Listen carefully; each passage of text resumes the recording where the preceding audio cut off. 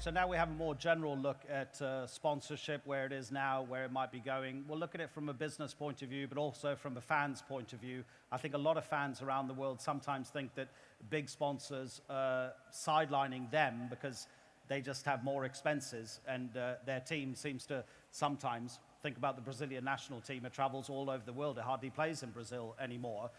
You see, the thing is, if a club like Barcelona can accept now a sponsor on its club shirt, you know how important sponsorship is. You guys surely all know the story of Barcelona. For more than 100 years, not any name on its shirt.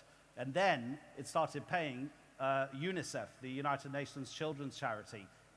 Barca was paying UNICEF to have UNICEF there, but now Qatar Airways becomes the first official sponsor of the Barcelona famous Catalan shirt, after having had Qatar Foundation on it as well.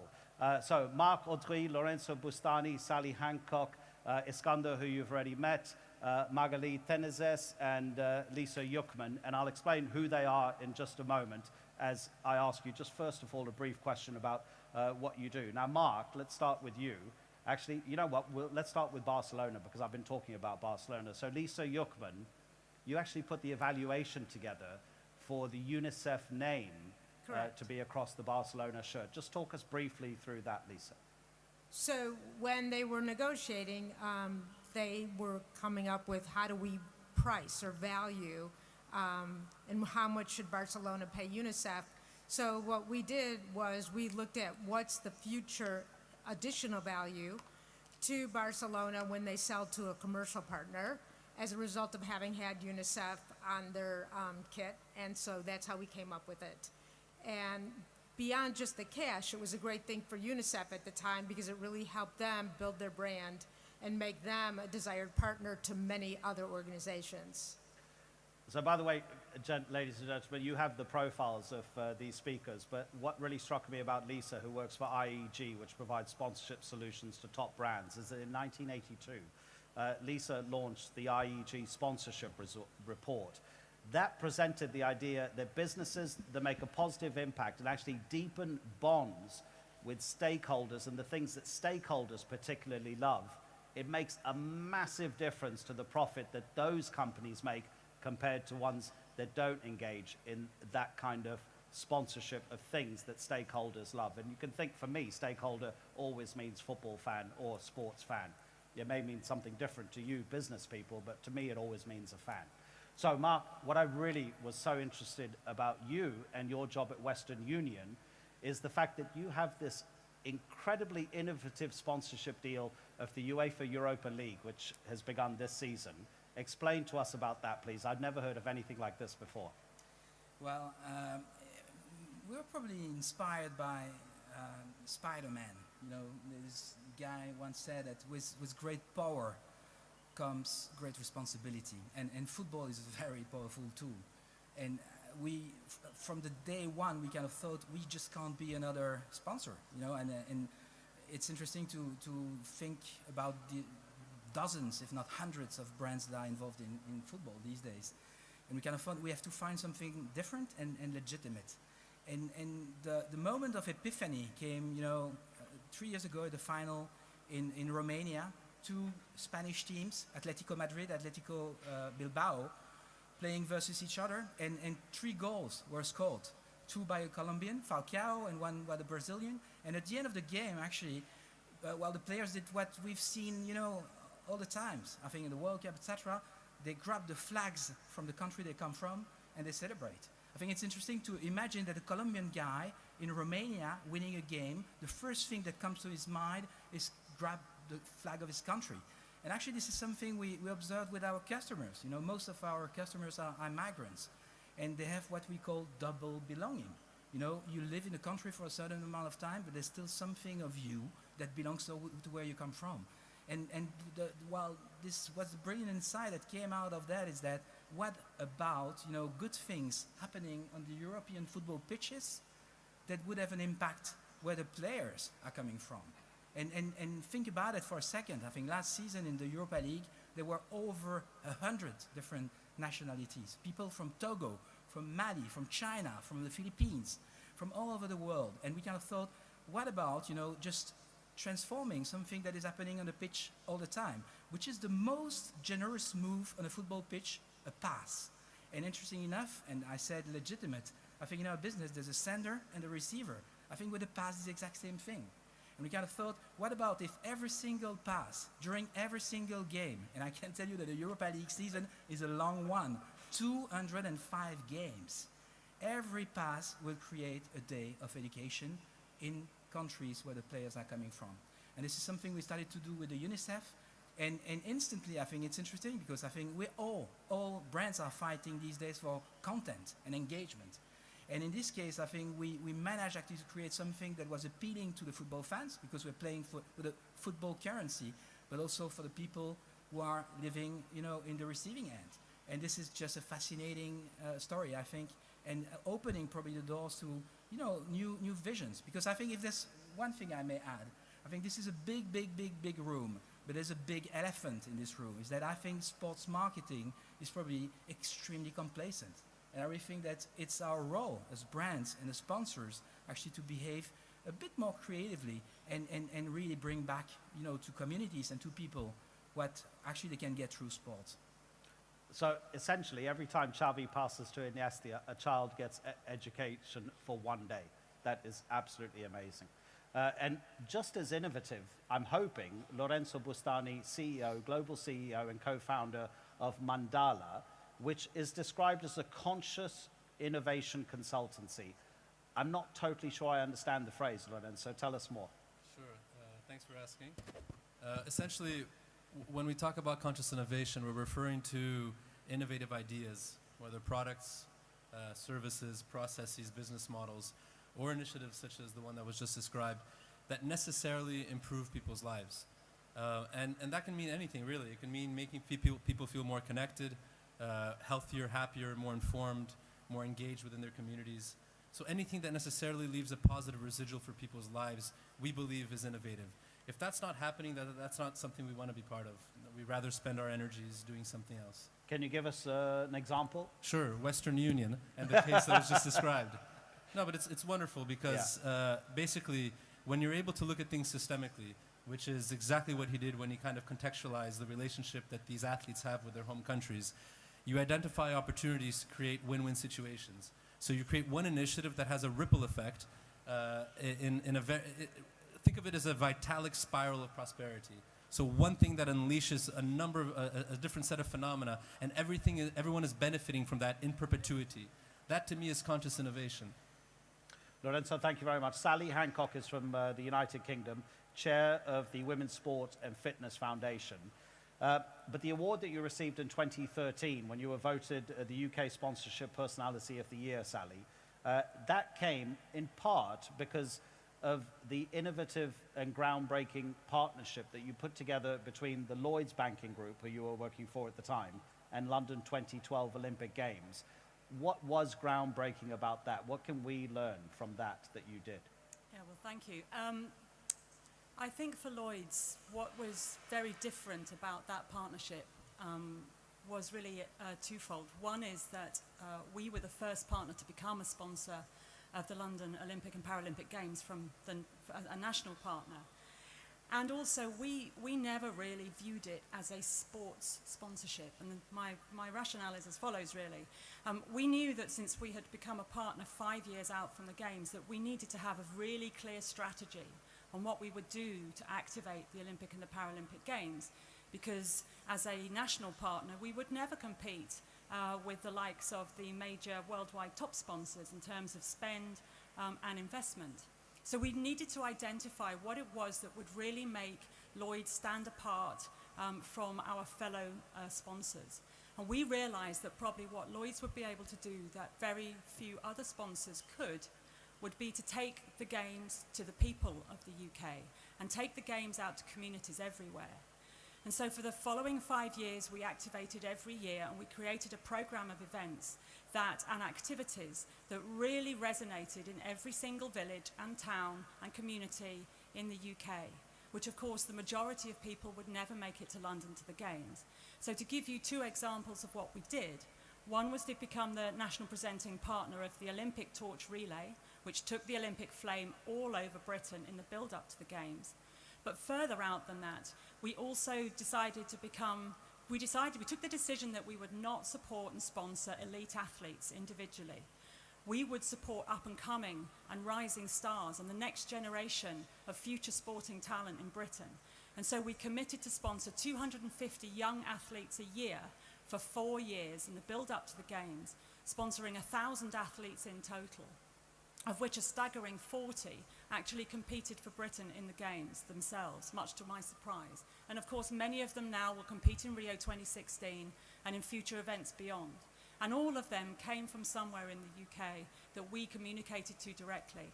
So the innovation and the insight for us was about sport in a community, in communities, at a time when we were right in the thick of the banking crisis. And what we did needed to be credible, it needed to feel defendable, and it needed to be robust. Sally, thank you very much. Iskandar, I'm going to skip you, and then I'm going to come back to you after I hear from Magali. Magali Tezinas, Managing Director of Sportsora, the French company. And could you just explain what Sportsora is, please, Magali? Yes, thank you. Sportsora is a French organization gathering the main expert in sports marketing and sports business in France. So we have something like 175 companies, members of Sportsora, brands, marketing agencies, medias, universities, schools, business schools involved in sports. And the objective of Sportsora is to develop the economy of sports and the investment of brands in sports. So we are doing a lot of things, awards, marketing awards, conferences, workshops. And perhaps the fact I can point today, because we are talking about investment of brands in sponsorship, is we are just working with brands and right holders on the KPIs, the key performance indicators on sponsorship. And of course, we all know that sport is an amazing and very powerful tool to create awareness, reputation, brand equity, brand experience, but we think in Sportsora that you can add some KPIs on corporate social responsibility. And if you want to secure your investment in sport when you are a brand, as you are challenged by other marketing tools, you can secure your investment finding new KPIs. And we can found a lot of KPIs within the CSR policy. When sports has to go beyond marketing departments in the company. Sports has to nurture the culture of the company, and sports practice in the company, or the sponsorship in the company can really feed the CSR policy. And I think, and the human resource also policy, it's an amazing tool, for example, to attract and retain talents, to foster the employees' commitment in the company, to develop the mixity and diversity policy. So there are a lot of examples, and I know, talking with Sally, that she did wonderful things with the Lloyds for their employees, and well, it's part of the KPIs you can find in sponsoring is about CSR, and it is a huge opportunity, I think, for sponsorship people, and we don't have to waste it, because if sports doesn't go in that way, or the other kind of art or culture will do it, and we shouldn't waste this opportunity. Okay, let's talk a bit about the difficulties that sponsors face in terms of winning over the fans, and also the sponsor's relationship with the institution, whichever sporting institution that might be, that they have a relationship. Iskandar, yesterday I spoke to a young chap from Egypt who left his job as an investment banker, and I won't mention his name because he may not want to be made public. He set up street football in Egypt.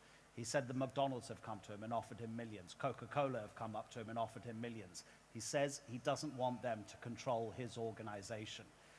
How difficult do you find it sometimes as General Motors, this behemoth of a company, to be able to convince smaller entities that you don't want to completely control them, you want to work with them?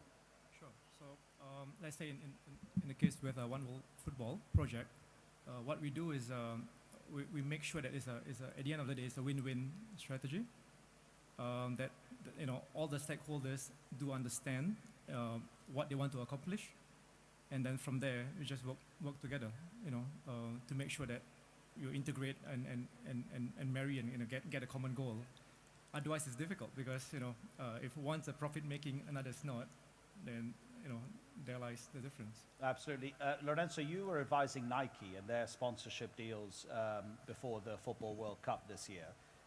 Were there some problems there because of the relationship between the fans and Nike? You think back to the 1998 World Cup final, there were all these conspiracy theories that Nike forced Ronaldo to play the final, that Nike is seen as Carioca, or Paulista, but not Carioca. Paulista meaning from Sao Paulo, Carioca meaning from Rio.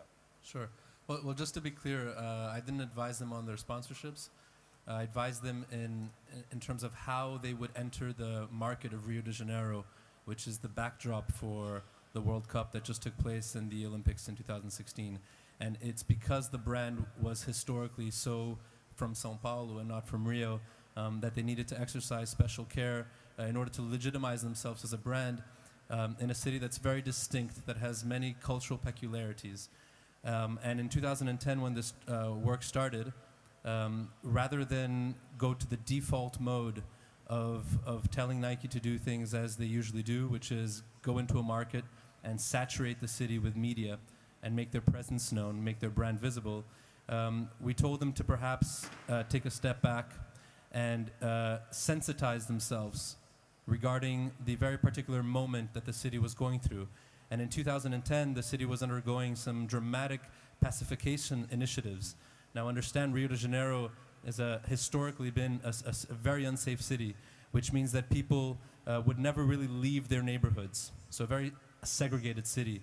And in 2010, because of the city's municipal efforts to pacify the shanty towns, the favelas around town, people were starting to migrate from one neighborhood to the other. And with that, you have all the cultural exchange that happens very naturally when people cross-pollinate. And so what we told Nike is to observe that and to understand how they could be part of that moment and how they can foment urban integration through sport. So rather than do a top-down approach and a very aggressive way, to do a bottom-up approach, infusing the city with the attributes related to its brand, but leveraging its assets by bringing people together, regardless of their age and socioeconomic background, through sport, but in the name of something bigger, which is urban integration, which is what you would expect to see in any big city like Rio de Janeiro. And so that vision translated into mapping out the different neighborhoods of the city, and in one part of town, taking over abandoned fields and creating a youth training center for youth from any part of town, refurbishing skate ramps in another part of town, doing a surf center for surfers in another part of town, creating a championship between low-income communities, between the favelas, and a number of other different initiatives. And the hypothesis behind this is that when you get involved in the social fabric of a city, being a brand, you generate empathy with people, true, authentic empathy, because you're participating in upgrading their quality of life. That empathy over time will translate into brand preference. Brand preference over time translates into brand loyalty. Brand loyalty translates into sales, and sales translates into profit. But profit is the natural consequence of something much bigger, much more long-lasting, much more perennial, and much more real, essentially. So that was kind of what happened, and in a very short period of time, a brand that was completely inaccessible and had no connection with residents of Rio, the Cariocas as we call them, suddenly had the largest share of heart for sportswear among the city's residents. Sally, how important now, with the attention that sports institutions, clubs, teams, whatever, get from the media, is it for a sponsor to have some sort of ethics clause in the deal that they sign with that sporting institution? You know, you think Tiger Woods and the sponsors that he lost after his personal problems. The president of the US Professional Golfers Association just recently dismissed for calling in a tweet Ian Poulter, the British golfer, a little girl. Is there a danger there for sponsors that their name gets associated with some sort of sexist, racist, or negative comment?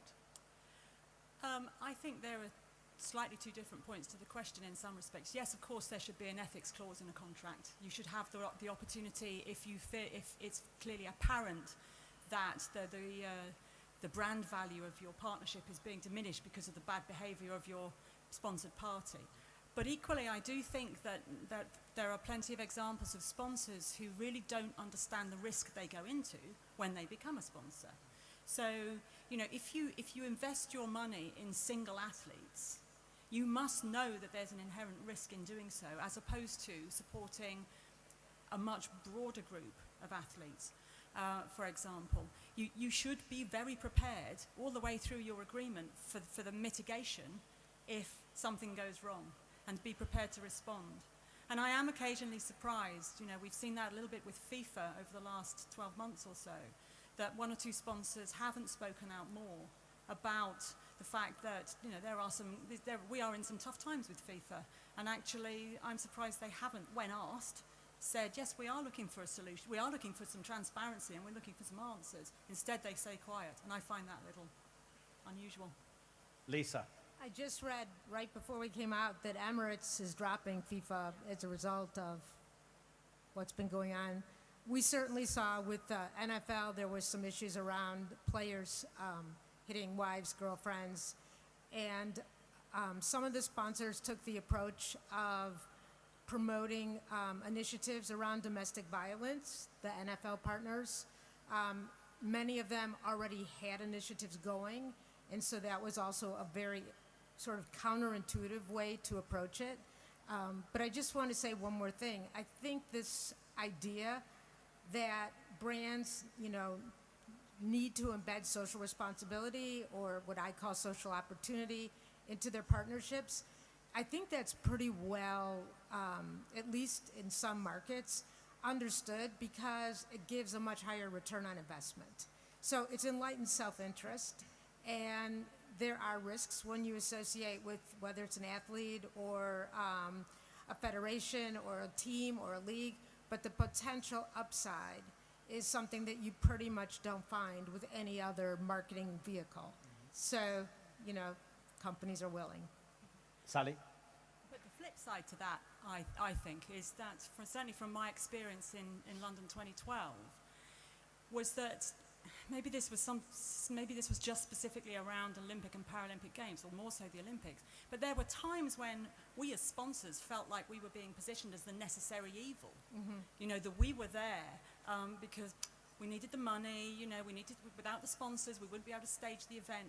But not recognizing the real value that sponsors bring. So we would be blamed for every query about ambush, every time we raised a red flag about the use of the rings.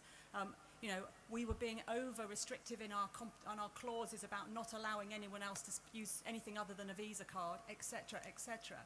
And I think we do have some work to do as an industry to get away from this kind of uneasy situation that sort of positions sponsors as somehow taking and not giving back. That has to change. Marc?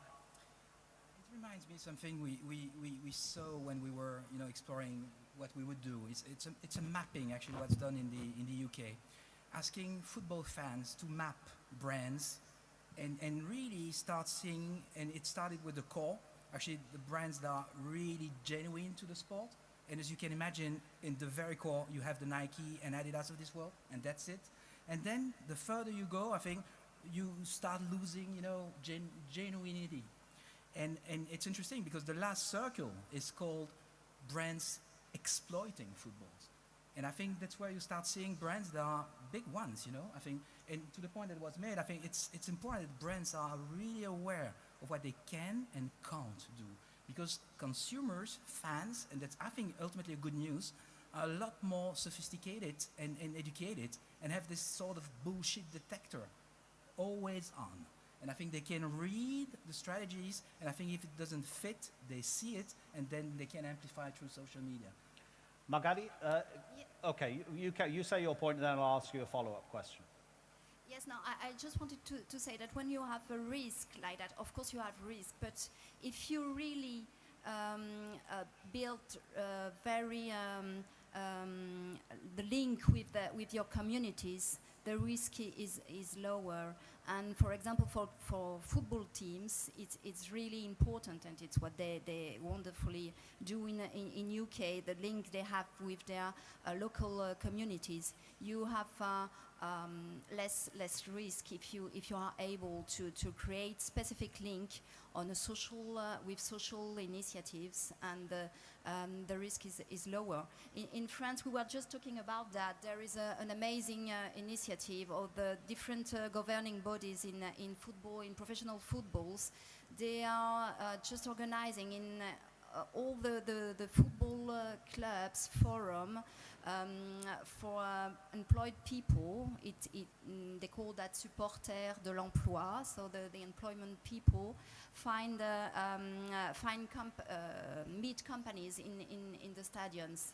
And I think it's a very, very good initiative to really create very strong link between professional football club and the communities. So you have risk, but if you are able to create that kind of links with your communities, you're better prepared to assume the risk. Can I ask you about the empirical evidence, the hard cash and the results that are coming back to the sponsors in terms of selling their products? Is there evidence that it increases the sales if you have your name across a sporting event?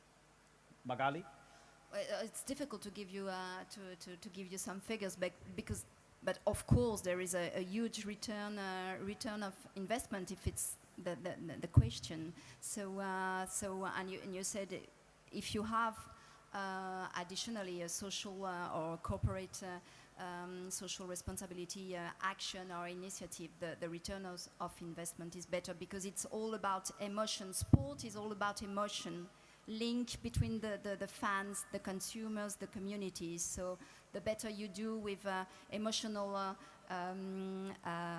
aspect, the better return on investment you have. So it's difficult because you have so many KPIs you can check. So but of course, and it's a big challenge for sponsorship, just to find the good KPIs. Okay, just a couple of minutes to go, Lourenço. Yeah. So on that question, I think if you're sponsoring a very well-known football club, for example, obviously you have brand awareness, and to a certain extent, brand awareness will drive revenues. But I think the big question is, how much more could you have driven in terms of revenues if you were a truly engaged brand, right? I feel like brand awareness is so 20th century. Just because you know a brand doesn't really mean you have a strong connection, that you're an evangelist of that brand. And I feel that if you're just focused on brand awareness, then your ROI is going to be very limited. That brands should really go beyond that, especially since putting your brand on a uniform is just piggybacking or bandwagging on someone else's success, right? What do you stand for? What are you genuinely doing that's transforming lives? I think that's the question. That's the standard to which we should be subjecting these brands. But that's exactly what all the fans are asking as well. They're asking exactly that question. Mohammed, let me probably end with you. Okay, the Manchester United deal, that huge deal, 560 million, 559 million over 7 seasons. Yep. How important is it to General Motors that United keep winning? At the moment, they're playing terrible football. Does it devalue the money that, well, obviously GM still has to give the money, but does it devalue the brand of that sign on the shirt? I mean, firstly, everybody wants to win. Nobody wants to lose. But I think the value of the investment is beyond that. Winning a game, drawing or losing. It's about, I think, what the brand wants to do. So in our case, for Chevrolet, we would like the brand is strong in the US, but it's still picking up in other parts of the world, particularly in Asia, in China, and that's why we see the partnership with Manchester United. They have the same vision. So to your point, yes, today the team is top, I guess, yeah, some hits, some misses, but we are confident over the long term with that same mindset. We can grow together for the brand. The best man at my wedding is a Manchester United season ticket holder. In the days when they were sponsored by Sharp, he threw away his JVC video recorder and bought a Sharp. incredible. He is definitely, undoubtedly unhinged in the way he supports Manchester United. Ladies and gentlemen, thank you very much indeed, the Transforming Sponsorship panel. Thank you.